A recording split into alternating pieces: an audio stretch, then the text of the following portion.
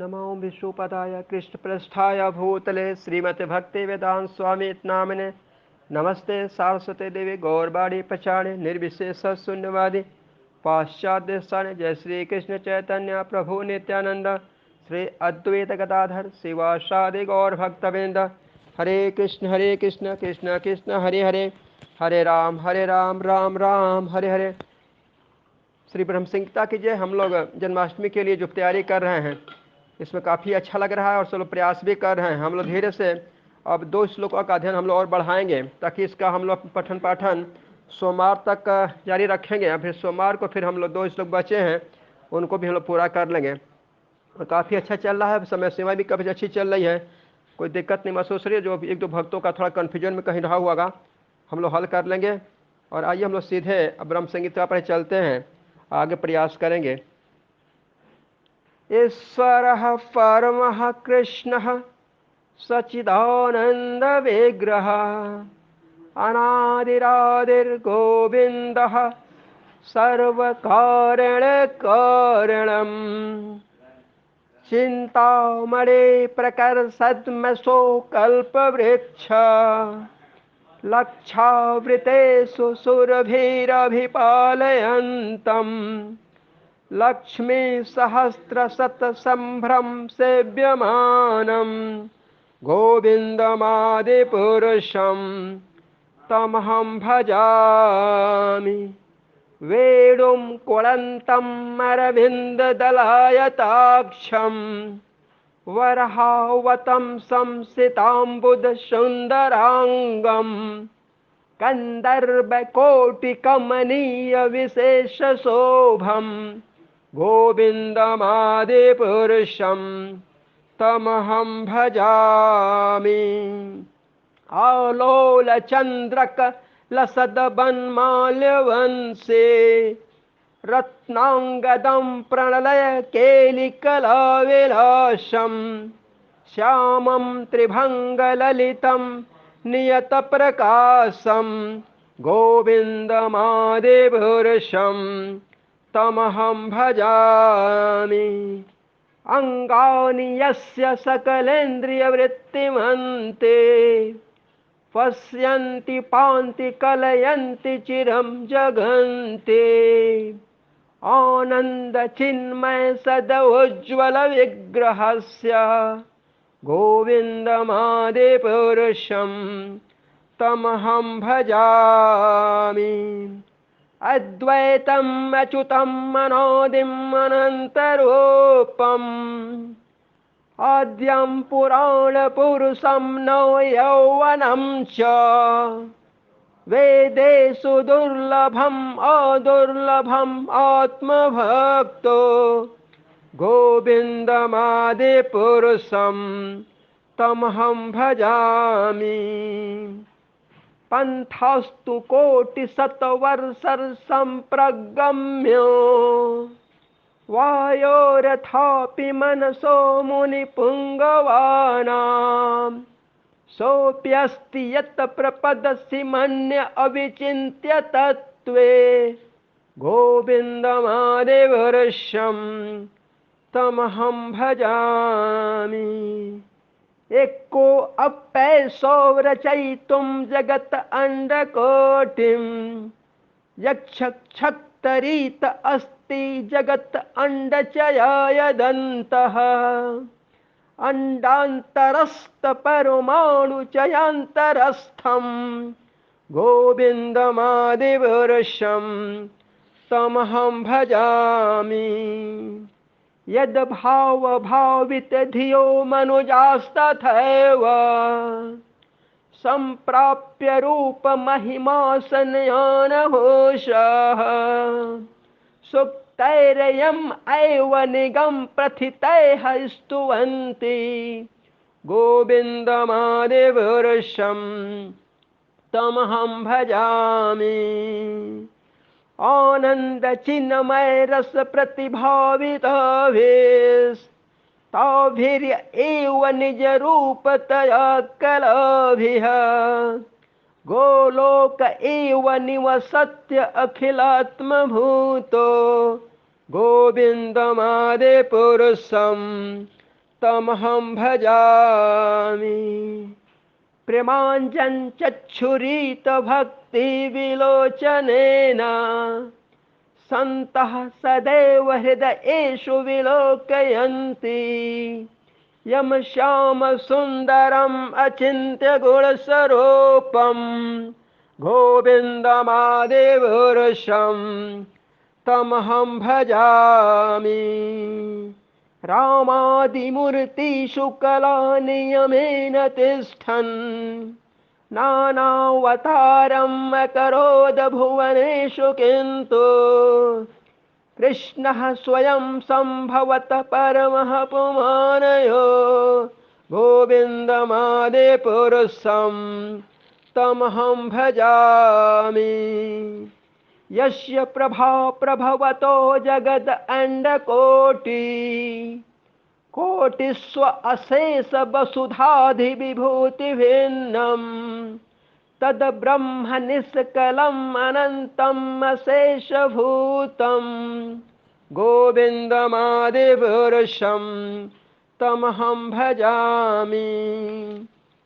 माया हि यस्य जगत अंडशतानि सोते त्रैगुण्य तद विषय वेद वितायमाना सत्त्वावलम्बी पर सत्त्वं विशुद्ध सत्त्वं गोविन्दमादिपुरुषं तमहं भजामि। आनंद चिन्मय रसात्मतया मनः सो यः प्राणिनां प्रतिफलम् अस्मरतामौपेत्य लीलायितेन भुवनानि जयत्यजस्रं गोविन्दमादिपुरुषं तमहं भजामि। गोलोकनाम्नि निजधाम्नि तले चस्य देवी महेश हरिधाम सुते सुतेषु ते ते प्रभाव निचया विहिताश्च येन गोविन्दमादिपुरुषं तमहं भजामि। सृष्टि स्थिति प्रलय साधन शक्तिरेका छायेव यस्य भुवनानि बिभर्ति दुर्गा इच्छानुरूपम् अपि यस्य चेष्टते सा गोविन्दमादिपुरुषं तमहं भजामि। क्षीरं यथा दधि विकार विशेषयोगात् संजायते न हि ततः पृथक् अस्ति हेतोः यः सम्भूताम् अपि तथा समुपैति कार्यात् गोविन्दमादिपुरुषं तमहं भजामि। दीपाचिरे वहि दशान्तरम् अववेत्य दीपायते विवृत हेतु समान धर्म यस्ताद्रिये वही च विष्णु तया विभाति गोविन्दमादिपुरुषं तमहं भजामि। यः कर्णावजले भजति यस्म योग निद्राम अनंत जगत अंडसरोमकूपः आधार शक्तिम् अवलंब्य परं स्वमूर्ते गोविन्दमादिपुरुषं तमहं भजामि। यस् ऐकनिःश्वसितकालम् अथावलम्ब्य जीवन्ति लोमबिलजा जगद अंडनाथाः विश्वो न महान् स इह यस्य कलाविशेषो गोविन्दमादिपुरुषं तमहं भजामि।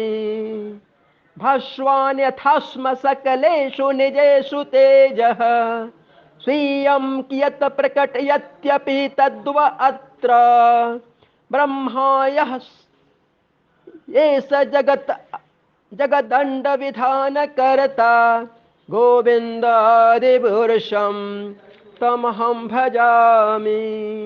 यत्पादपल्लवयुगं विनिधाय कुम्भ द्वन्द्वे प्रणाम समये सगणाधिराजः विधनानुविहन्तुम् अलमस्य जगत्त्रयस्य गोविन्दमादिपुरुषं तमहं भजामि।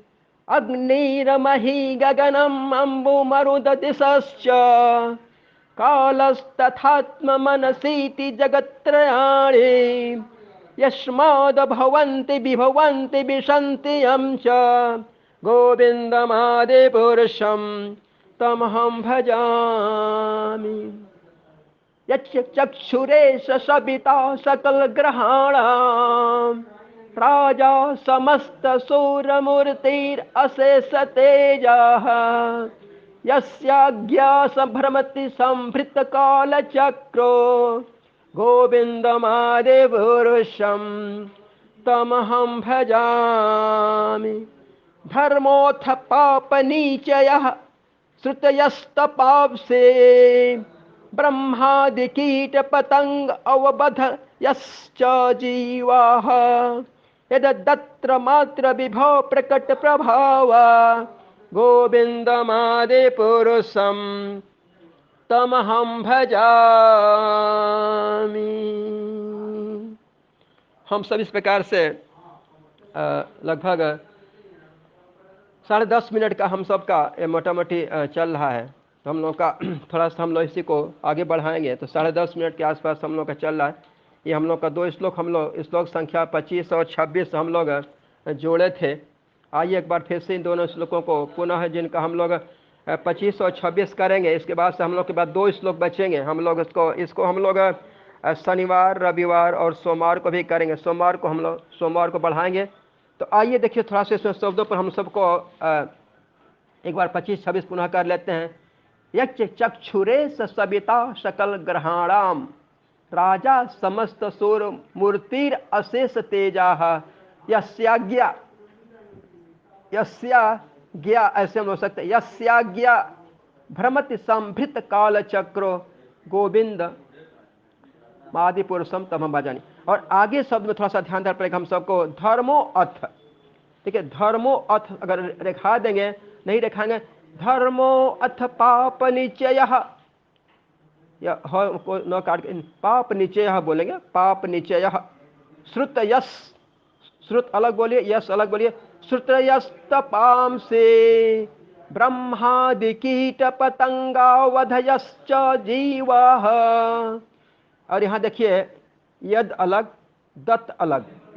तो यद अलग बोल के यद दत्र मात्र विभव प्रकट प्रभाव गोविन्दमादिपुरुषं तमहं भजामि। एक बार इसको 25-26 को करते हैं। यच्च चक्षुरे सविता सकल ग्रहाणाम राजा समस्त सुरमूर्तिर अशेष तेजाः यस्याज्ञा भ्रमति संभृत काल चक्रो गोविन्दमादिपुरुषं तमहं भजामि। धर्मो अथ पाप नीचयः श्रुतयस्तमाप्से ब्रह्मादिकीट पतंगावधयश्च दीवाः यदत्र मात्र विभव प्रकट प्रभाव गोविन्दमादिपुरुषं तमहं भजामि। काफ़ी कुछ सही था। इस श्लोक संख्या 22 में थोड़ा सा बोलते वक्त ध्यान में मैं कल बताया भी था कि उसमें हम सबको क्या करना है। देखिए कई बार यथासम मैं बोला भी था, भास्वान के बाद यथासम मत बोलिए। यथासम यहाँ जो स है वो आधा स है। यथास्म भास्वान यथास्म सकलेषु निजेषु तेजः स्वीयं कियत प्रकट। और यहाँ देखिए यत्य अपि, यत्य यहाँ पर यत्य लिखा हुआ है। तो ऊपर वाले में बताया था कि यत्य अपि बोलिए। तद अगर देखिए तद्वद बोलेंगे तो अत्र बोलना पड़ेगा। अत्व बोलेंगे तो इसमें तो तद्वद बोलिए, कोई दिक्कत नहीं है। अत्वद तो साथ में तद्वद बोलिए, अत्र साफ आसान हो। इसमें बोले तद्वद जैसे बोलेंगे तो तद्वद बोलिए और यहाँ पर अत्र बोलिए, सबसे आसान होगा। बोल भी देता हूँ। भास्वान यथास्म सकलेषु निजेषु तेजः स्वीयं कियत् प्रकटयत्।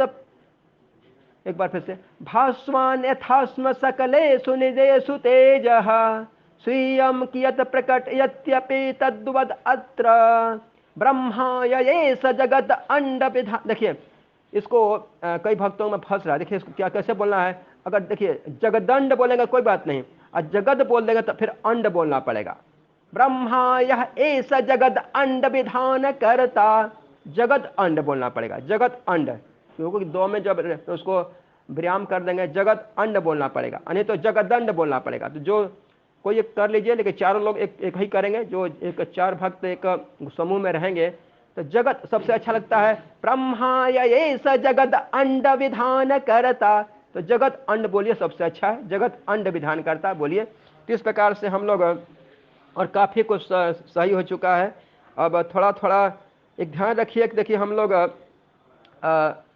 दोनों को 10:30 प्लस हम लोग चलेंगे। आज जैसे हम लोग कर रहे थे तो काफ़ी भक्तों का चल रहा है, तो हम लोग करेंगे तो हो जाएगा, आराम से हो जाएगा, कोई दिक्कत नहीं है। मानो 2 श्लोकों को हम ले लेते हैं, तो हम लोग प्रैक्टिस में करेंगे। 9:30 में चल रहा था, और तो हम लोग सवा, अगर इसको 40-50 और जोड़ देते हैं तो हम लोग का 10 प्लस 10 के बीच में पहुंच जाएंगे। मैंने 10 मिनट 10 सेकेंड 10 मिनट से कोई जगह, यानी 10:15 मोटा मोटी मान लीजिए हम लोग इसमें 26 श्लोकों में पहुंच जाएंगे। और काफ़ी कुछ सही है। विशेष अब जो भी हमें समस्या लग रही है, थोड़ा सा शब्द के उच्चारण में हो रहा है। जैसे कि जगदंड, देखिए ये अड़ा जैसा रहता है, तो मैं बोलता भी हमेशा कि उसको आधा अंग्रेजी का न मानिए। जगद अंड ऐसे बोल सकते, जगदंड ऐसे बोल सकते हैं, तो थोड़ा उसमें गलती नहीं होगी। हाँ, अस्मरता में थोड़ा सा देख रहा हूँ कि अस्मरता में 100 जैसे स्थान हम लोग बोलते हैं, तो अस्मरताम ऐसे समझिए कि अस्मरता में काफ़ी भक्तों का, मैं जा रहा हूँ सही बोल रहा है, लेकिन उच्चारण में तो अस्मरताम बोलेंगे तो कोई दिक्कत नहीं होगा। अस्मरताम। और जहाँ पर अंड कोटि, देखिए अंड आधा ड और इस तरह का लिखा है, तो उसको थोड़ा ध्यान रखेंगे। तो मैं कई बार बोला, भागवतम में अक्सर बोलता रहता कि अंड आधा नव बोलेंगे, अड़ा नहीं बोल पाते हैं, तो हम लोग को कोई दिक्कत नहीं, आधा नव समझिए, उसको हो जाएगा। तो इस प्रकार से हम लोग काफ़ी अच्छा चल रहा है। और हम लोग, क्योंकि हम लोग सोमवार को या जब पूरा कर लेंगे तो हम लोग देखिए हम लोग को समूह बनाना है, और एक समूह, सारे समूह में एक जैसा भक्तों का राग रहेगा, एक जैसा आवाज़ है, ऐसा हम लोग को प्रयास करेंगे, तो उस प्रकार से सही होगा। देखिए प्रयास बिल्कुल अच्छा करते हैं हम लोग, सबका अच्छा भी चल रहा है। 4 अभी, क्योंकि इसके बाद 2-3 भक्त अभी वो नहीं कर पा रहे हैं लगता है, तो कोई बात नहीं, हम लोग ध्यान देंगे। 2 श्लोक बचे हैं, तो हम लोग देखिए इसको हम लोग शनिवार कल एकादशी है, मतलब फिर संडे को हम लोग सुबह कर लेते हैं, और सोमवार को ये भी सेवा हम लोग, तीनों सेवा हम लोग सोमवार। एक और इसमें उम्मीद करता हूँ कि सभी भक्तगण 10:15 या मतलब 10 मिनट 15 सेकेंड के बीच में इसको हम लोग 26 श्लोक का एक टारगेट बनाइए, और उसके 2-4 मिनट आगे पीछे, अरे 2-4 सेकंड आगे पीछे में कोई दिक्कत नहीं है।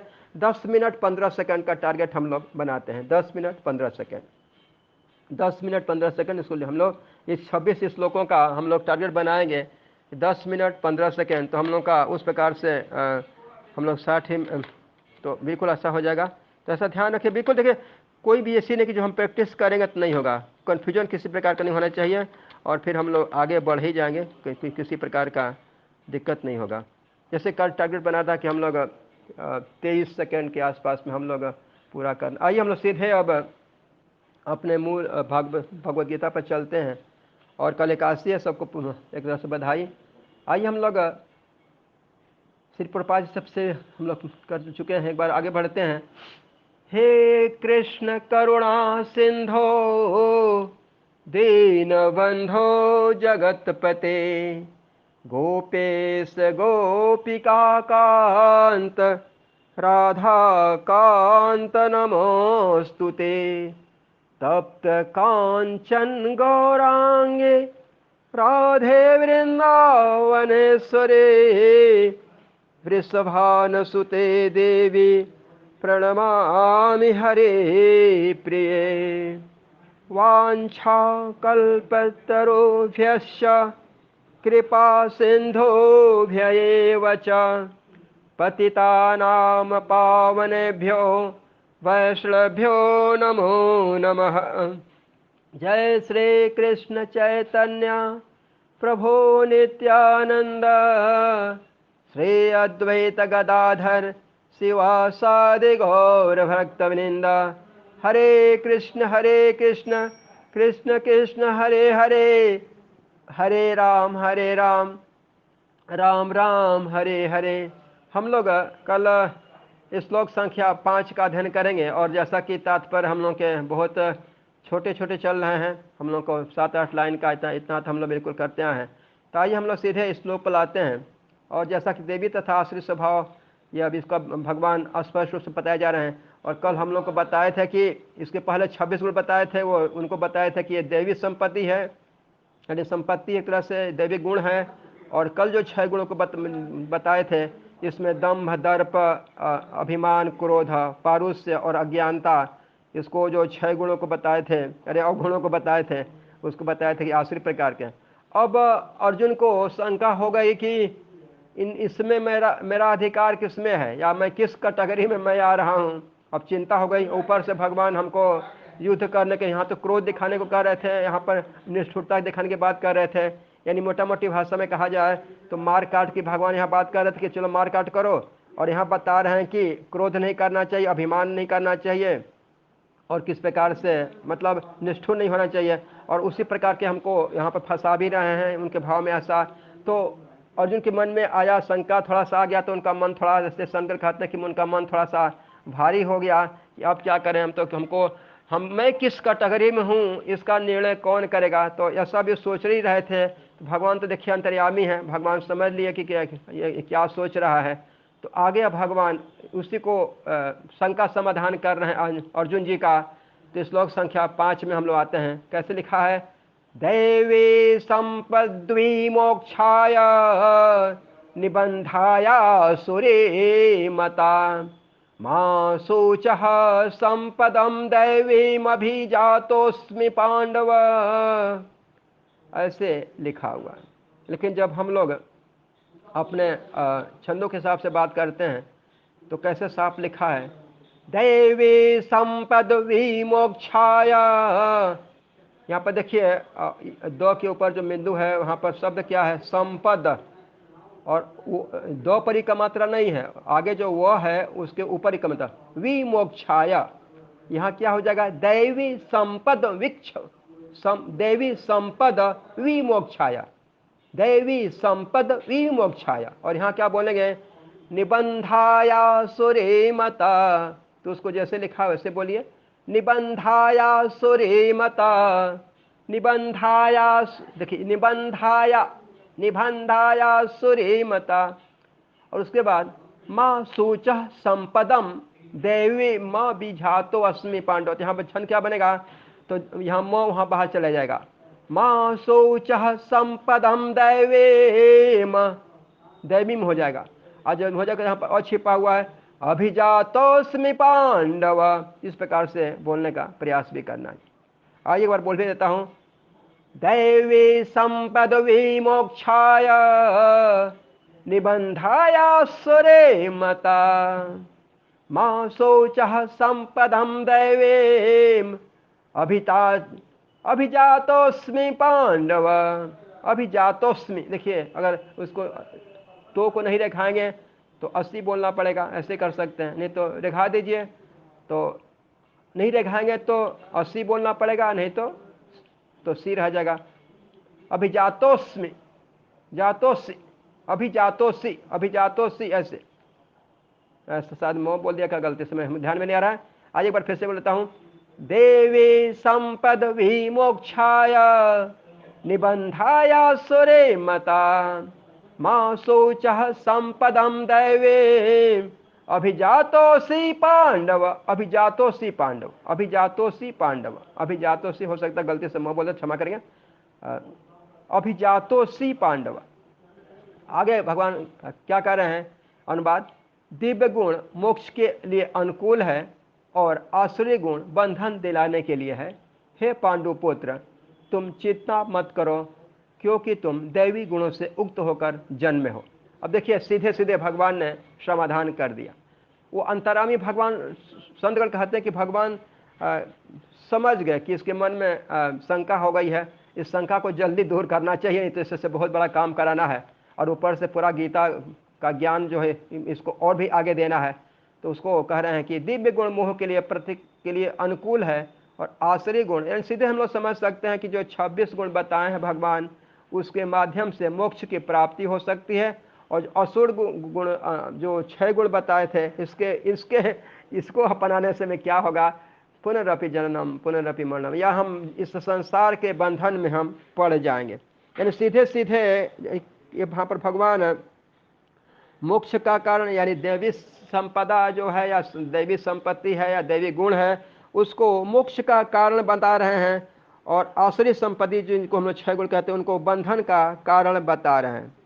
और क्या कह रहे हैं, देखिए यहाँ पर हम लोग देखेंगे, हे पांडव। अगर देखिए, भगवान, हम लोग कई बार चर्चा किया कि भगवान अर्जुन को अलग अलग नामों से बोलते रहते हैं। इस श्लोक में पांडव कहा था भगवान ने, और इसके पहले श्लोक संख्या 4 में पार्थ बोला था। इस श्लोक संख्या 4 में पार्थ बोले थे, और इस श्लोक संख्या जब हम लोग देखेंगे उसे 3 में क्या बोल रहे थे, भारत बोल रहे थे। तेजः क्षमा घृति देवी अभिजातस्य भारत, मैंने 3 में भारत बोले, 4 में क्या बोले, पार्थ बोले, और अभी 5वें में क्या बोल रहे हैं, यहाँ पर पांडव बोल रहे हैं। यानी उनको यह याद दिला रहे हैं कि देखो, तुम चिंता मत करो, तुम्हारा जो वंश है, तुम्हारी जो परंपरा है, ये सब कुछ तुम उच्च कोटि के हो, जिसको तुमको चिंता करने की आवश्यकता नहीं है। देखिए, भगवान हमेशा अर्जुन जी को उत्साहित करते रहते हैं, किसी प्रकार से उसके मन में शंका न हो जाए।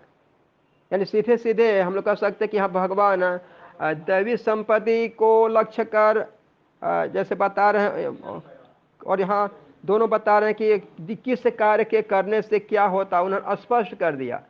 आइए हम लोग एक बार तात्पर्य प्रभुपाद जी का पढ़ते हैं, फिर आगे हम लोग कुछ प्रयास करते हैं। तात्पर्य श्री प्रभुपाद जी की जय। तात्पर्य श्री प्रभुपाद जी के द्वारा भगवान कृष्ण अर्जुन को यह कहकर प्रोत्साहित करते हैं कि वह आसुरी गुणों के साथ नहीं जन्मा है, युद्ध में उसका सम्मिलित होना आसुरी नहीं है। अब देखिए, सीधी सी बात है, भगवान यहाँ क्या कह रहे थे, भगवान कह रहे थे कि क्रोध करना और हत्या करना यह आसुरी स्वभाव है। अब सुखिए, युद्ध होगा, युद्ध में दोनों काम करना है, क्रोधित भी होना है, और बिना क्रोधित के हुए आप किसी को मारेंगे नहीं। यानी आप बाण कैसे चलाएंगे, या शस्त्र कैसे चलाएंगे, यानी यहाँ क्या कह रहे हैं, लेकिन युद्ध में सम्मिलित होना आसुरी नहीं है। उसका कारण क्या है, उसका कारण ये है कि तुम स्वतः नहीं कर रहे हो। अगर किसी भारतीय सेना की बात करिए, किसी सेना की बात करिए, तो कमांडर सैनिक को आदेश देता है, और कमांडर को कौन आदेश देता है, राष्ट्रपति देता है, यानी सरकार देती है। यानी कोई बंधन में नहीं हुआ, क्योंकि वहां पर उनको लड़ना है, उनको कर्तव्य रूप में किया जा रहा है। और इसी प्रकार से अर्जुन यहाँ बाण चलाएंगे, किसी की हत्या करेंगे, मैंने उसको क्या करेंगे, वहां देखिए, हत्या नहीं बोला जाता है, वहां पर वध करना बोला जाता है। हत्या वध करने, हत्या मत तो हम अपने लिए कर रहे हैं, और वहां क्या करेंगे, हम उनका वध करेंगे। इसलिए कहते हैं कि यहाँ पर युद्ध में किसी प्रकार का, इसको हम लोग अगर आप क्रोध करते हैं, या किसी को वध करते हैं, किसी पर वार करते हैं, बाण चलाते हैं, कुछ भी अस्त्र चलाते हैं, तो वह आसुरी नहीं कहा जाएगा। के कारण आगे, क्योंकि वह उसके गुण दोषों पर विचार कर रहा था। वह यह विचार कर रहा था कि भीष्म तथा द्रोण जैसे प्रतिष्ठित महापुरुषों का वध किया जाए या नहीं। अतः वह न तो क्रोध के वशीभूत होकर कार्य कर रहा था, न झूठी प्रतिष्ठा या निष्ठुरता के अधीन होकर, यानी न उसके पास अभिमान भी नहीं था, निष्ठुरता भी नहीं थी, और वो क्रोधित नहीं था। यानी क्या था, जो कह रहे थे कि दंभो दर्पो अभिमानस्य क्रोध पारुष्य में, यानी पूरा एक का पूरा, और उसको अज्ञान में नहीं था, क्योंकि उस ज्ञान में था। ये तो इस पर लागू नहीं होता है, इसको प्रभुपाद जी साफ साफ कह रहे कि अतः वह न तो क्रोध के वश से कार्य कर रहा था, न झूठी प्रतिष्ठा या न निष्ठुरता करवा। अतः वह आसुरी स्वभाव का नहीं था। यानी सीधे दिखा रहे हैं आसुरी स्वभाव का नहीं था। उसका कारण भगवान उसको प्रभुपाद जी स्पष्ट कर देते हैं कि क्षत्रिय के लिए शत्रु पर वाण बरसाना दिव्य माना जाता। यानी वो क्या है, अपने समाज का रक्षक है। ऐसा उसको इस पक्ष में देखिए कि उनको वो लड़ने के लिए आए थे, तो जब उनके पक्ष में लड़ने के लिए आए हैं तो इनका कर्तव्य बनता है कि वो वहाँ पर युद्ध करें और उनको हराएं, अपने सामने वाले जो उनका प्रतिद्वंदी है उनको हराएं। तब हराएं, तब ये जो आसुरी प्रकृति का जो लक्षण है, दम्भ है, अभिमान है, तो इनका ये अपना कर्तव्य कर रहे हैं। उसी को प्रपाद आए कर रहे हैं कि ऐसे कर्तव्य से विमुख होना आसुरी है। अब देखिए, यानी अब आप युद्ध के मैदान में जा रहे हैं और उल्टा वहां से पीठ दिखा करके भाग आएंगे, या कहेंगे नहीं नहीं हम हत्या नहीं करूंगा, मेरे बस का नहीं है, यानी आप अपने कर्तव्य से विमुख हो रहे हैं। यानी जब अपने कर्तव्य से आप विमुख होंगे तो उसको क्या कहा जाएगा, आसुरी कहा जाएगा। आगे कह रहे हैं कि अतएव अर्जुन के लिए शोक संताप करने का कोई कारण नहीं था। जो कोई भी जीवन के विभिन्न आश्रमों के विधानों का पालन करता है वह दिव्य पद पर स्थित होता है। यहाँ देखिए भगवान दोनों प्रकार के संपदाओं के कार्य को बिल्कुल स्पष्ट रूप से दिखा रहे हैं। और हमने बातें कर रहे थे कि अर्जुन के मन में ये बात आ सकती है कि मैं तो कैसे क्रोधित हूँ अपने चचा को, अपने दादा को, अपने साथ साथ में द्रोण जैसे गुरु की हत्या मैं कैसे, उनके ऊपर कैसे बाण चलाऊंगा। तो उसी को यहाँ पर भगवान देखिए स्पष्ट रूप से कह रहे हैं माँ सूचह, मैंने भगवान के समझाने की कला भी देखिए। अब भगवान सोचे भगवान तो खैर भगवान है, उनकी बात में क्या, लेकिन क्या कर माँ सूचह, अरे चिंता मत कर, क्यों चिंता तुम करता है। और इसी को आगे करते हुए देखो, अरे तुम तो पांडव के पुत्र हो, पांडव वंशी हो। वो पांडु कितने अमर, कितने अच्छे, कितने प्रसिद्ध व्यक्ति थे, उनके तुम पुत्र हो। और साथ में क्या बोल दिया उन्होंने, पार्थ, यानी तुम उस कुंती माता पृथा के पुत्र हो जो अपनी सेवा से किसी को भी प्रसन्न करने वाली हैं। और आगे उन्होंने क्या कह दिया, हे भारत, यानी पूरी परंपरा, माने भरत से लेकर के तुम उस वंश के हो। यानी तुम्हारा जन्म कैसे हुआ, मतलब मोटी भाषा में हम लोग ऐसे कह सकते हैं कि सोने का चम्मच लेकर के, यानी वो संस्कार लेकर के। यहाँ धर्म की बात हो रही है, यहाँ पर किसी बल की, यहाँ पर धन की बात नहीं हो रही, यहाँ हो रहा है कि वो संस्कार लेकर के वो आए थे। यानी उनके पास कितना था, यानी सीधे सीधे ऊपर से कह रहे हैं कि देखो तुम्हारा कर्तव्य भी क्या है, क्षत्रिय वाला है, यानी जन्म भी तुम्हारा वही हुआ है। तो फिर युद्ध में निष्ठुरता, क्रोध और जो ये सब जितनी बातें हो क्या है, शास्त्र के अनुसार है। अगर हम लोग सीधे सीधे के युद्ध मैदान भी बात जैसे कर रहे थे कि क्रोध, निष्ठुरता, ये आसुरी गुण बिल्कुल है नहीं, ये प्रपाद स्पष्ट करें। यानी बाणों की बौछार करना या किसी का वध करना, यह आसुरी संपत्ति में नहीं परिभाषित होता है। ये परिभाषित इसको हम कर ही नहीं सकते हैं। हाँ, वो जो गुण बताए गए, अरे अवगुण बताए गए, तो वो परिस्थितियों के अनुसार तय होते हैं, जब हम आप अपनी इच्छा के अनुसार काम करते हैं। और यहाँ पर देखिए सीधे सीधे मैंने वो बता रहे हैं कि भगवान सीधे कह रहे कि जो निश्चित हो करके दृढ़ता पूर्वक मेरे भगवान रूप के साथ में है, और जो भगवान जिस दिशा में कह रहे हैं, यानी सीधे सीधे भगवान जो आज्ञा दे रहे हैं उस दिशा में ही क्या है, मुझे चलना चाहिए। यानी सीधे क्या है कि भगवान के जितना सम्मुख हम होंगे उतना हमें गुणों का प्रभाव हमारे ऊपर कम पड़ेगा। यानी जब गुणों का प्रभाव कम पड़ेगा तो उतना क्या होगा, हम संसार से उतना दूर जाएंगे। और लेकिन यह क्या करती है, आसुरी संपत्ति क्या करती है, आसुरी संपत्ति हमें जन्म मरण देने वाली है। जन्म देगी, मरण देगी, फिर जन्म देगी, फिर मरण देगी। यानी सीधे सीधे हम लोग बात करें कि भगवान अर्जुन को इस प्रकार से कितना नाम से ही खिरब, हे पार्थ, हे भारत, हे पांडु, यानी इतना करके उनको उत्साहित करते हैं। यानी सीधे सीधे उनकी वंश परंपरा को भी याद दिलाते हैं, उनकी माता की परंपरा को भी गिला देते हैं, और तो वैभव को भी दिखा रहे हैं। और इन बिल्कुल कह रहे हैं कि तुम्हारे वो सब तुम्हारे पांडु जो तुम्हारे जो वंशज हैं सभी के सभी क्या है, धर्मशील रहे हैं।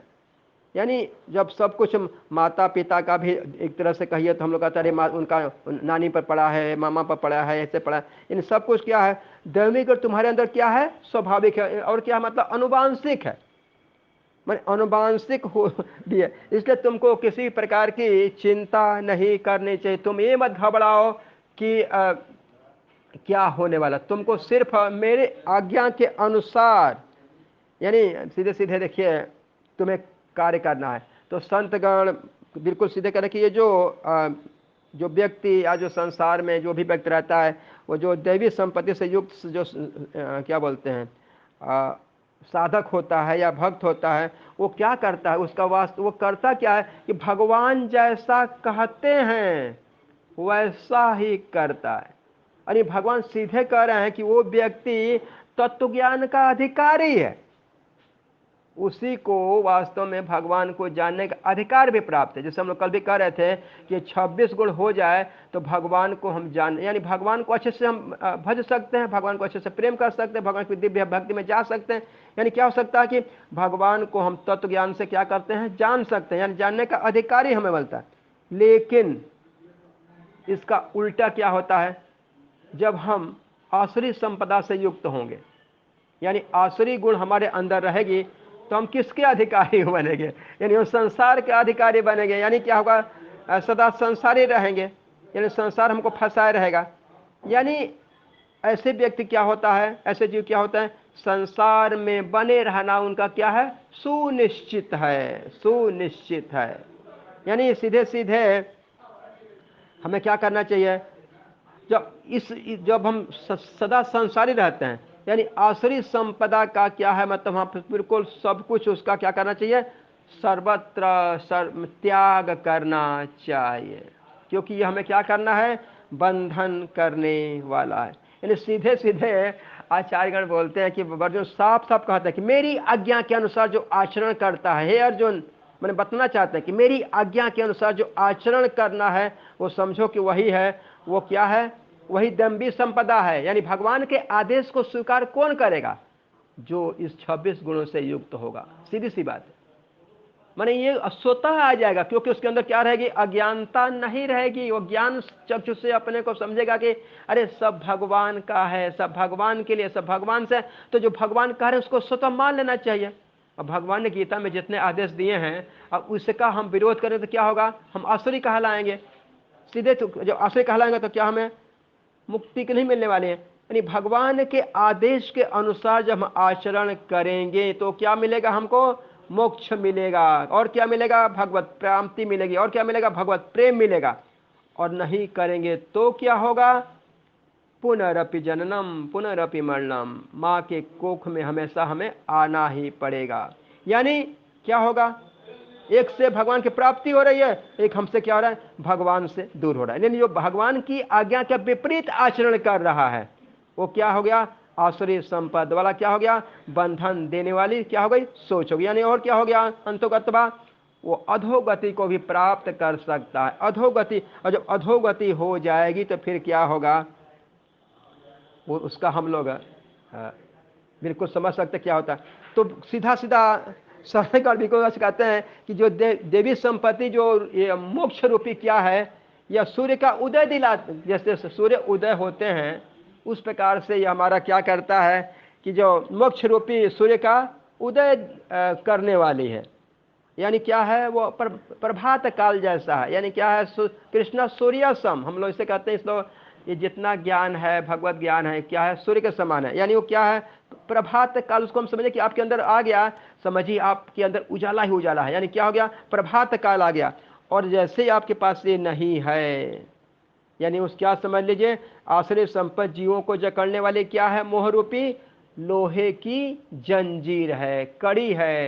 यानी उसको कैसे, आपको कैसे फंसाए रहेगी, आपको लगा रहे हम तो लोहे की माला पहने हैं, बेड़ी पहने हैं, लेकिन यहाँ पर क्या हो जाएगा, हमेशा आपको फंसे रहना पड़ेगा, फंसे रहना पड़ेगा, फंसे। और वास्तव में इसमें होता क्या, वास्तव में देखिए तो एक बड़ा अच्छा शब्द है प्रतिशोध। आसुरी प्रकृति वाले व्यक्ति के अंदर प्रतिशोध की ज्वाला हमेशा फड़फड़ाती रहती है। हमेशा क्या करेगा? तो ये गुण किसका है? शास्त्र कहता है कि हम मनुष्य का, हम लोग कहते हैं ना कि हम लोग सोफिस्टिकेटेड जानवर हैं, लेकिन जब हम सोफिस्टिकेटेड नहीं होंगे, यानी हम क्या रहेंगे? जानवर रहेंगे। हम क्या रहेंगे? पशु रहेंगे। हमें क्या होना है? पशु से ऊपर बढ़ना। हमें क्या बनना है? मनुष्य बनना है। अगर विचार करें हम लोग, आहार निद्रा भय, पूरा हम लोग को ये चार जो मिला है, ये सारे प्राणियों में मिला हुआ है। लेकिन हम उससे ऊपर जब उठेंगे, हम सोच भी अपने विवेक का इस्तेमाल करेंगे, हमका वो उपयोग करेंगे और फिर भगवान को जानेंगे, समझने का प्रयास करेंगे, तब तो हम उस जानवर की प्रवृत्ति से अपने को ऊपर कर सकते हैं। हमें तो प्रवृत्ति बदलना है। अगर हमारी प्रवृत्ति नहीं बदल रही है, हम वहीं कर रह गए, आहार निद्रा भय में चले गए। तो यहां पर कह रहे कि हमें भगवान के जिसे कह रहे ऐसे कर्तव्यों से विमुख होना आसुरी है। यानी भगवान जो शास्त्रों के अनुसार जो आदेश प्रदान कर रहे हैं, हमें उनके अनुसार से काम करना पड़ेगा। भगवान ने जैसा गीता में भगवान ने, देखिए वेदों का एक देखा जाए तो वेद क्या? हमारा शास्त्र है। वो क्या है? आचार संहिता है। और उसका विधिवत व्याख्या जो करता है, पुराण करते हैं, हमारा अपना भगवत स्वरूप भागवतम करता है। और यहाँ चाहे वो महाभारत हो चाहे गीता मन, सब कुछ एक तरह से क्या है? आचार संहिता है। एक लाइन की आचार संहिता हो गई और उसके नीचे कितने नियम बन गए, उसकी कैसे लागू किया जाएगा, ये पूरा संसार चलता रहता है उसके सारे। तो यहाँ पर सिद्ध करें कि बस एकमात्र ये बात है, मुझे भगवान के आदेश को उसी यथारूप में क्या करना है? स्वीकार करना है। और उसके लिए कहते हैं सीधा सीधा कहते हैं प्रतिशोध, ईर्ष्या, द्वेष, क्रोध, वैमनस्य, ये सब कुछ है। यह क्या है? हमारी आत्मा को दूषित करने वाला है, आत्मा का पतन करने वाला है। यानी सीधे सीधे क्या हो गया? आसुरी प्रकृति से हमें बिल्कुल दूर रहना है। इसलिए कहा कहना कि तुम तो जन्मजात ही तुम गुण लेकर के आए हो। उसका कारण क्या था? कि तुम ऐसे ऐसे घरों से, ऐसे ऐसे वंश से तुम आए हो, इसलिए चिंता मत करो। मैंने तुम्हारा कल्याण होगा, ये तुम निश्चिंत रहो, निश्चिंत रहो। और इसी प्रकार से हम लोग भी कह सकते हैं कि जब हम भगवान के सानिध्य में अपने को बनाए रहेंगे, लगाए रहेंगे, भगवान के गुणगान करते रहेंगे, भगवान की बातों सुनते रहेंगे, भगवान की बातों पर अमल करेंगे, गुरुओं की बात पर, अपने आचार्यों की बात पर, अपने जो परंपरा चली उसको भी हम स्वीकार करेंगे, तो निश्चित रूप से हम सबका भी परम कल्याण असंभावी है। बिल्कुल होगा ही, होगा ही, होना ही है, ऐसा विश्वास करके। क्योंकि भगवान स्वयं कह रहे हैं कि मेरे आदेश का जो पालन करेगा उसके अंदर ये गुण आएंगे ही, और उसको मोक्ष मिलना ही है, सुनिश्चित है। फिर चिंता किस बात की? जब हम इतने बड़े भगवान की बात को हम स्वीकार कर लेते हैं, हमें तो बस करना क्या है? स्वीकार कर लेना है। बस आइए हम लोग यहीं पर, और सीधे कहते हैं कि कोई भी जीवन के विभिन्न आश्रमों के विधानों का पालन करता है तो वह दिव्य पद पर स्थित होता है। अभी विधान सीधा सीधा नियम कानून जो बनाए गए हैं, यहाँ तक देखिए अपने हम लोग भौतिक जीवन में ले लीजिए, हमारा पोर्टल के जो नियम है, जो पोर्टल का नियम नहीं फॉलो करता है, देखिए वो कैसे गाता है, कैसे बोलता है, उसको देख लीजिए। और जो फॉलो करता है, नियम फॉलो करता है, कितना सुंदर बोल रहा है, भले पहले कुछ खराब बोल रहा हो, लेकिन उसकी प्रैक्टिस देख लीजिए कितना अच्छा प्रैक्टिस हो रही है।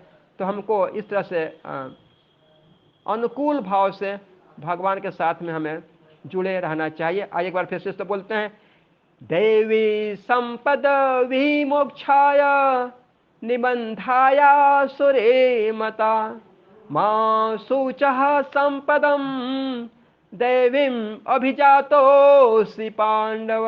हरे कृष्ण कृष्ण कृष्ण हरे हरे, हरे राम राम राम हरे हरे। समस्त वेदों के सार भगवत वाणी भगवत गीता की जय। श्रील प्रभुपाद जी की जय। हरे कृष्णा। से भक्तों को दंड प्रणाम। हरे कृष्ण।